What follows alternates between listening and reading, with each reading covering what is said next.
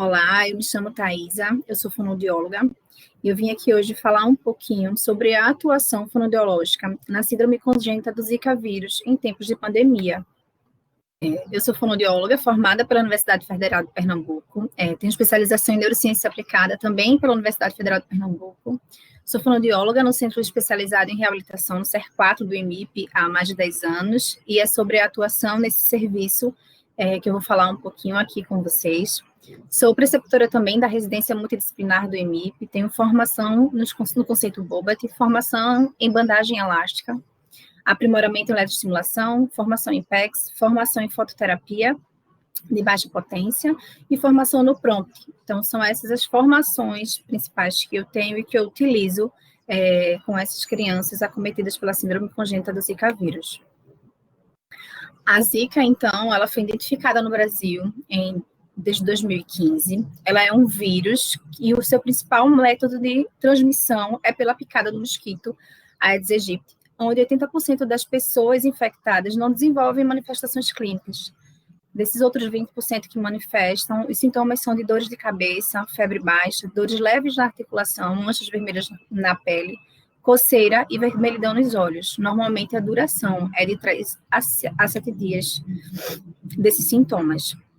Já a síndrome congênita do Zika vírus, ela é constituída por um conjunto de complicações neurológicas causadas por essa infecção do vírus da Zika. Então, os principais marcadores para ela é a microcefalia, a calcificação intracraniana, ventriculomegalia e volume cerebral diminuído. Mas ela também não só apresenta alterações neurológicas, mas também motoras, auditivas e oculares. E o principal risco para essas complicações múltiplas, que são as causas da síndrome congênita do Zika vírus, é durante a gestação, principalmente nesse período embrionário. A síndrome congênita do Zika vírus tem uma relação muito forte com a fonoaudiologia, porque a gente tem alterações significativas no desenvolvimento motor, que vai alterar bastante as questões alimentares dessas crianças, o desenvolvimento cognitivo, dificultando a comunicação, a interação, a linguagem, e também as alterações auditivas. No CER4 do EMIP, a gente faz esse atendimento ambulatorial presencial desde 2015 até março de 2020. A gente teve vários serviços oferecidos para essas crianças com assistência no programa de estimulação precoce, oficinas diversas para a construção de materiais terapêuticos, para construções de vínculos entre essas mães, entre os profissionais, entre suas crianças, orientações individuais em diversas especialidades, atendimentos terapêuticos contextualizados, temáticos, atendimentos individuais, atendimentos em grupo, assistência à órtese e prótese, também cadeira de rodas, né, como meio de locomoção para essas crianças. A gente tem assistência ainda neurológica, pediátrica, de gastropediatra, de nefrologista, de audiologia, de otorrinolaringologia, oftalmologia, então várias especialidades médicas, e não só as terapêuticas tradicionais, como fisioterapia, fonoaudiologia, terapia ocupacional e psicologia. E aí chegamos à pandemia do Covid-19, que é causado pelo coronavírus, denominado SARS-CoV-2. A apresentação clínica dessa infecção, com surgimento agora em 2020 aqui no Brasil, ela é variada, passando de quadros assintomáticos para quadros graves. Aproximadamente 20% das pessoas que a gente detecta a presença do coronavírus, ela requer atendimento hospitalar por apresentar dificuldades respiratórias, das quais 5% podem necessitar de suporte ventilatório.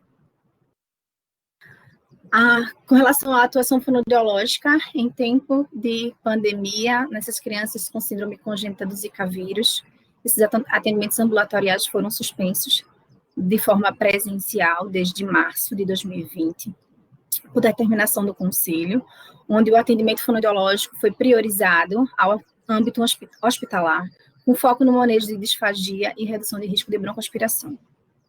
Com o passar da pandemia, desse início da pandemia, o Conselho Federal de Fonoaudiologia publicou recomendações liberando o uso da teleconsulta e o telemonitoramento em fonoaudiologia diretamente ao cliente. e especificamente durante a crise causada pelo coronavírus, em condição emergencial. Então, até o início, né, de 2020, a fonoaudiologia não tinha a legalidade para fazer essa assistência de forma remota. E aí, o Conselho Federal de Fonoaudiologia publica a Resolução 580 de 2020, que dispõe sobre a regulamentação do que nós chamamos de telefonoaudiologia.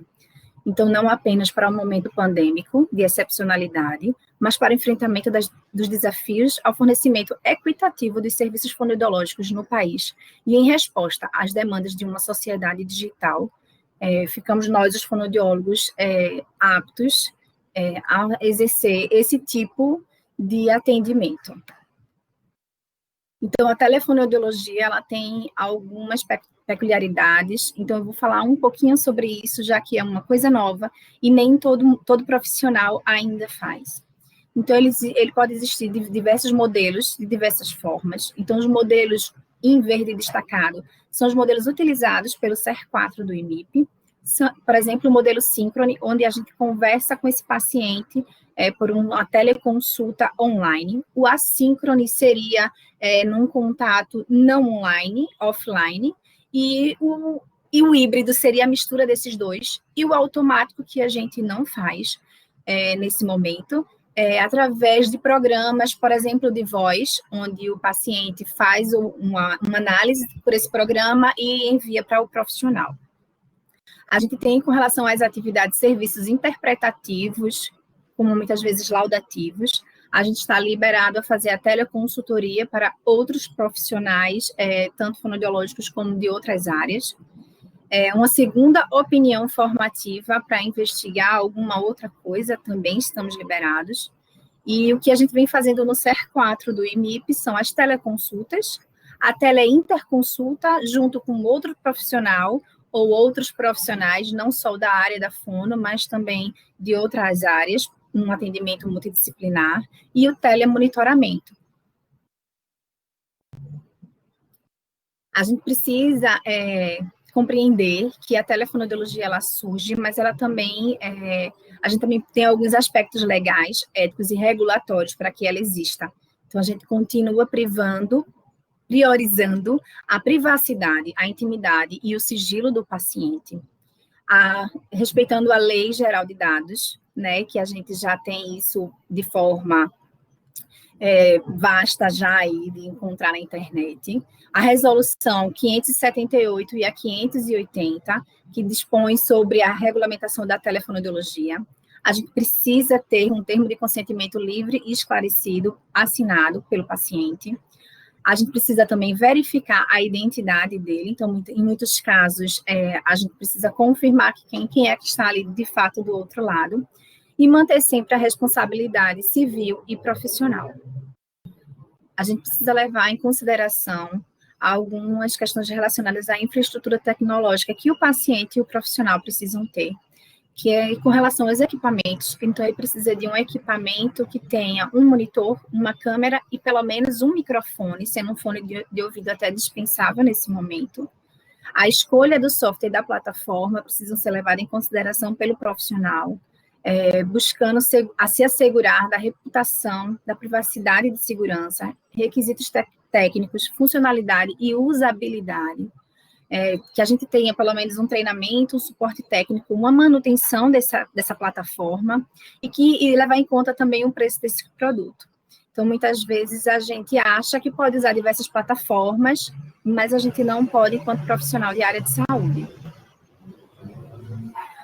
Com relação às considerações clínicas para o uso da telefonoaudiologia, a gente precisa levar em conta a competência do fonoaudiólogo, se ele tem conhecimento, habilidade para atuar na telefonoaudiologia, se ele tem competência para mexer e manusear os equipamentos tecnológicos e também a sua própria atuação fonoaudiológica. Os fatores relacionados aos clientes, a gente precisa avaliar as características físicas e sensoriais, propriamente até, inclusive para esse manuseio do material, características cognitivas, comportamentais, emocionais, características de comunicação e recursos de suporte do cliente. A gente precisa continuar a registrar em prontuário todos os atendimentos e os procedimentos feitos pela telefonoaudiologia, assim como registrar as faltas, as desistências, a localização do cliente, identificar em grande parte esse facilitador que vai estar do outro lado, principalmente quando a gente fala de criança, colocar qual foi a tecnologia aplicada, então qual foi o software que a gente usou, ou a plataforma que a gente está usando, e as intercorrências técnicas que foram apresentadas, que seja com relação à própria plataforma ou à internet. Então, com relação à telefonoaudiologia, feita pelo CR4 do IMIP, a gente começou esse atendimento em abril de 2020, fazendo a seleção dos pacientes, onde a gente teve que levar em consideração o interesse da família em realizar essa assistência de forma remota. Não foi obrigatório para ninguém, nem para os profissionais, nem para os pacientes. Então, ficou muito aberto se eles tinham esse interesse de se manter de forma remota até a gente poder se encontrar aí no futuro de forma presencial. O acesso à internet dessa família, se eles teriam disponibilidade facilmente a uma internet. E a infraestrutura básica que eles teriam que ter em casa, né? O monitor, a câmera e um microfone. E todos assinaram um termo de consentimento livre e esclarecido sobre essa nova forma de abordagem terapêutica. A avaliação fonoaudiológica, então, na síndrome congênita do Zika vírus por telefonoaudiologia. Então, a gente conversar um pouco sobre o que é possível fazer nesse cenário, no isolamento, onde a gente não pode adquirir recursos, né, de pedir compras de material, a não ser que sejam de formas online, para a gente também não estar exigindo desse material, o que essa família tem em casa disponível para que a gente possa intervir. O que aqui é possível nesse cenário domiciliar, onde não é a nossa estrutura de consultório. O envolvimento familiar, se é uma família participativa, se a família tem essas habilidades de ter essa mão do terapeuta ali para ajudar na reabilitação dessas crianças. E sempre traçar um objetivo bem definido e individualizado, de preferência a curto prazo, para que a família se envolva e se engaje um pouco mais nessa assistência. Então, a gente manteve os atendimentos principalmente com relação aos desenvolvimentos motores orais. Temos, sim, a assistência às questões auditivas e de linguagem, de comunicação, mas nesse momento de pandemia foi priorizado o desenvolvimento motor oral, as questões de motricidade oral propriamente dita e as questões de deglutição. Então, a gente refez essa avaliação, como a grande maioria dos pacientes já eram nossos pacientes presencial, a gente reavaliou para ver se teve alguma diferença, alguma atrofia, alguma limitação, alguma mudança de textura alimentar que essas crianças tiveram nesse período. Então, a gente reavaliou as estruturas do sistema estomatognático, então de posicionamento, de sensibilidade, de mobilidade, através dessa família. Reavaliamos as funções de sucção, deglutição, o uso do copo e da mastigação, em suas diversas texturas, principalmente através de vídeos realizados pela família dessas refeições domiciliares.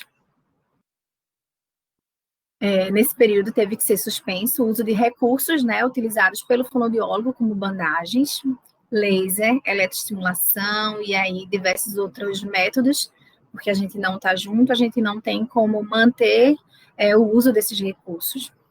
E a gente tentou dar, nesse período, prioridade nas dificuldades relatadas pela família, sendo assim mais fácil o engajamento delas. Então, a terapia fonoaudiológica consiste principalmente nesse momento em preparar o ambiente, organizar a postura dessa criança, comunicar a essa criança o que está acontecendo, preparar o corpo dela e a boca para os estímulos, respeitando os limites e valorizando e fazendo com que essa família perceba as potencialidades de independência, de autonomia, esses sinais trazidos pelas crianças.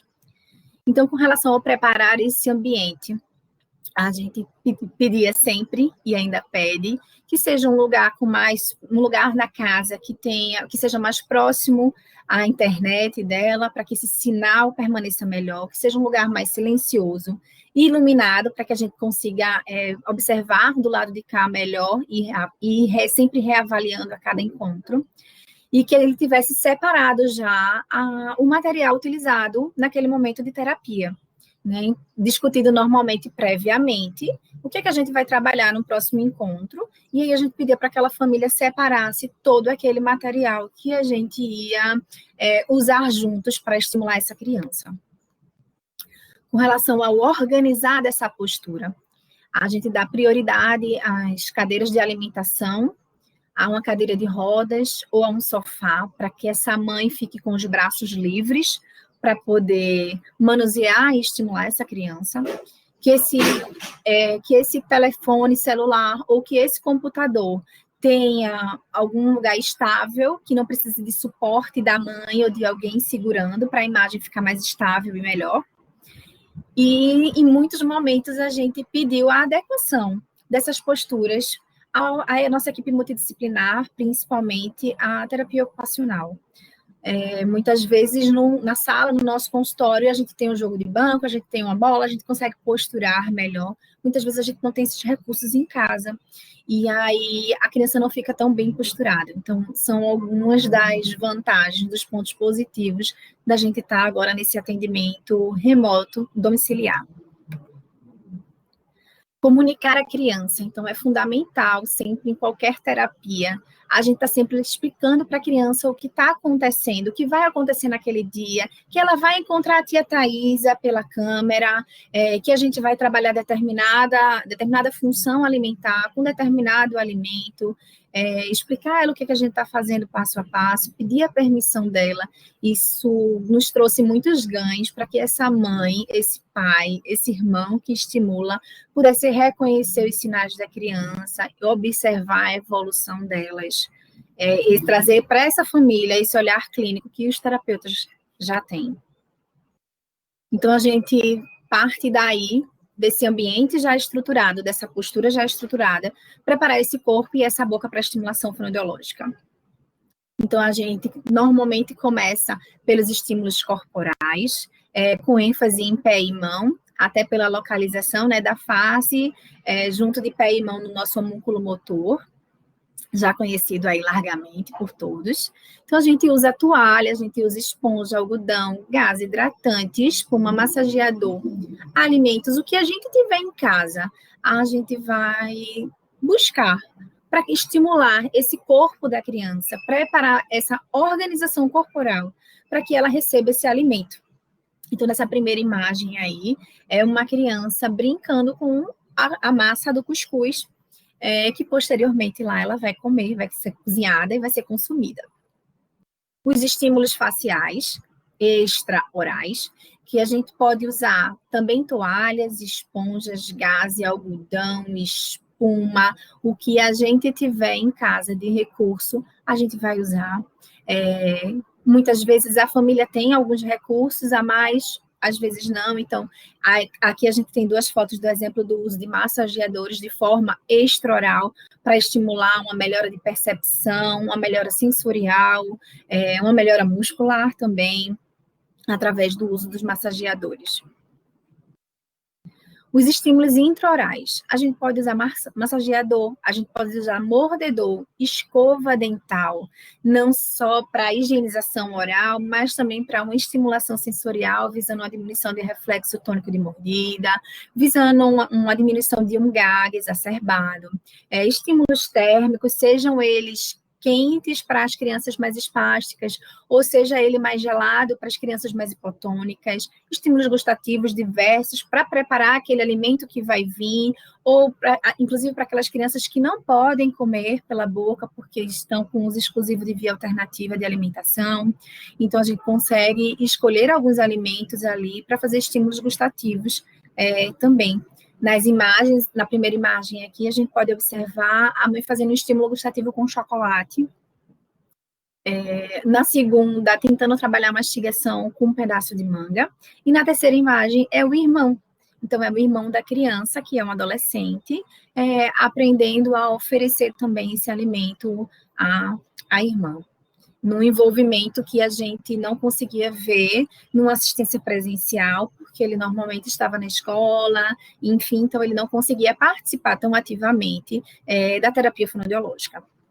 Então, a terapia fonoaudiológica, a gente normalmente inicia com a estimulação tátil térmica gustativa, conhecida aí popularmente pela ETTG, onde a gente prioriza a higienização oral, primeiramente, até para a gente diminuir esse acúmulo de saliva intraoral, bem comumente nas crianças com síndrome congênita do Zika vírus, para que elas percebam melhor esses alimentos, para que a gente libere aí um pouco esses receptores, sejam gustativos, mecanorreceptores, receptores sensoriais diversos que a gente tem intraorais, para preparar essa boca para os estímulos que a gente vai fazer.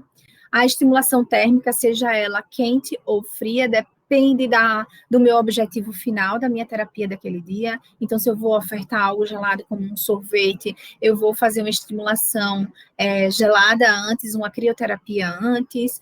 Se eu vou trabalhar um almoço, uma sopa, posso sim também usar uma estimulação térmica precocemente, com uma gaze ou com um algodão embebido aí num chá morno.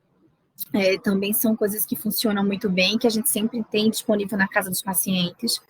O uso adequado dos utensílios de alimentação, de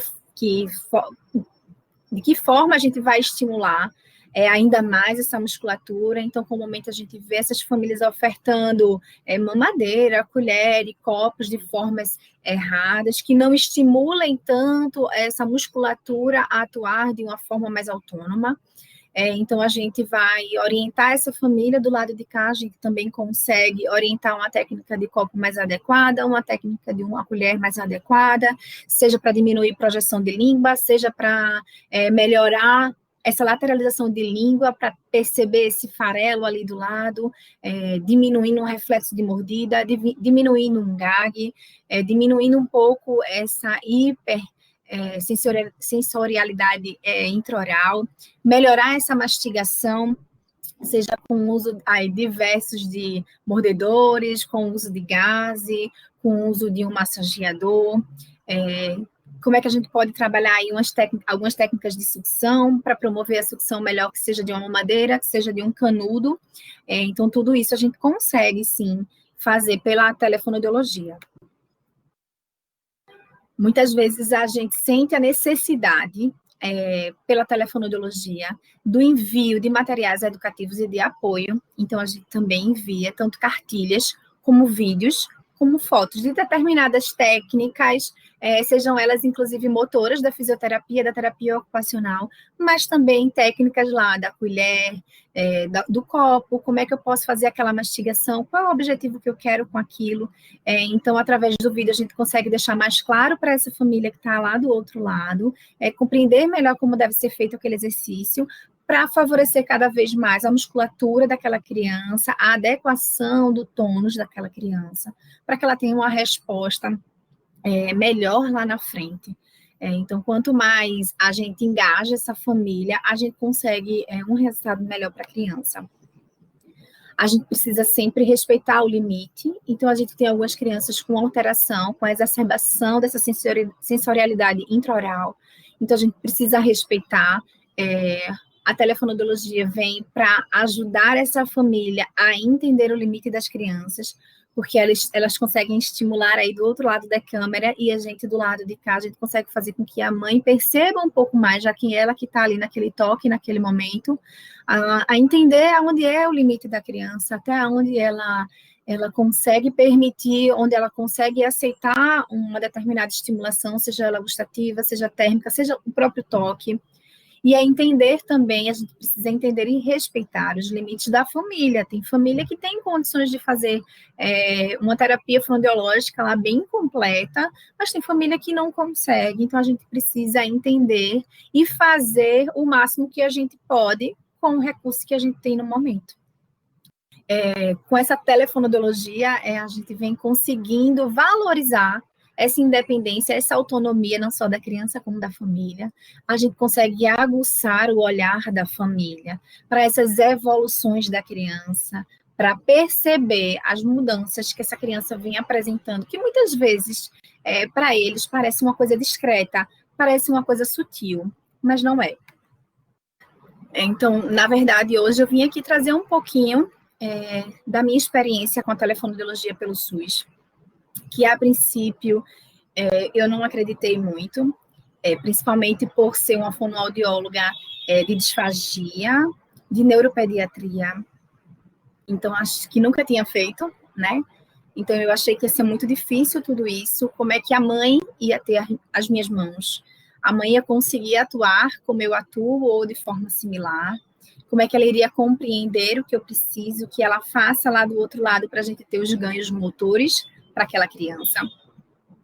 E me surpreendeu muito, de uma forma muito positiva, a colaboração dos pacientes, das famílias, o envolvimento de pai, de avó, de irmão.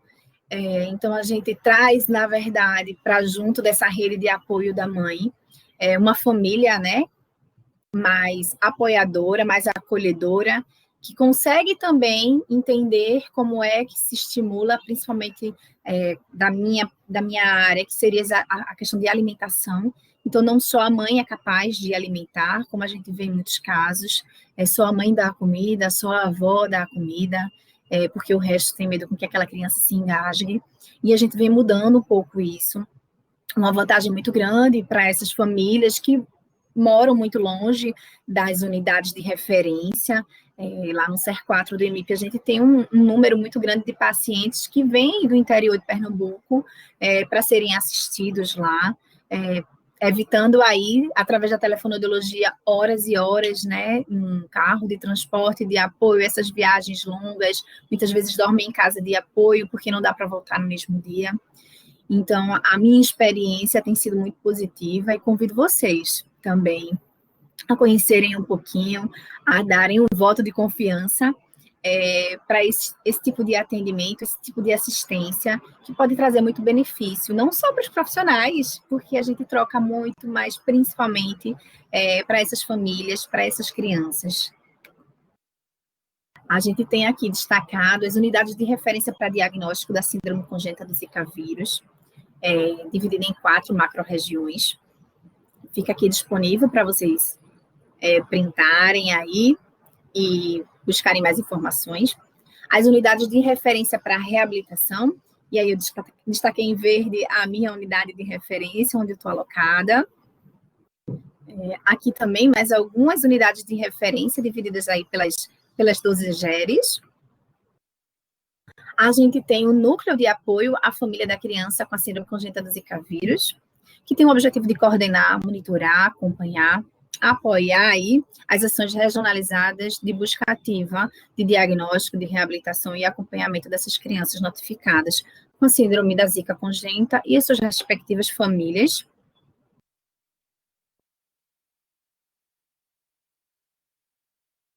Aqui é a equipe do Núcleo de Apoio à Família de Crianças com a Zika congênita, com telefones e e-mails aí para contato, para troca de experiências entre os NASFs, entre os profissionais de unidade de referência, entre os que estão localizados aí nos interiores. Então, vocês podem usar e abusar desses e-mails, desses telefones, para a gente fazer um link, para a gente aprender mais, para a gente poder potencializar a nossa terapia, a nossa assistência, independente se seja ela no NASF, numa unidade de saúde, enfim, são diversas possibilidades aí da gente acolher essas crianças. Eu deixo aqui também meu e-mail de contato, caso alguém tenha alguma coisa para a gente discutir, para a gente trocar. Também, caso queiram referências, vocês também fiquem à vontade para enviar um e-mail, tá bom? E era isso que eu queria trazer para vocês. Muito obrigada pela oportunidade, muito obrigada pelo convite, e a gente se encontra por aí. Obrigada.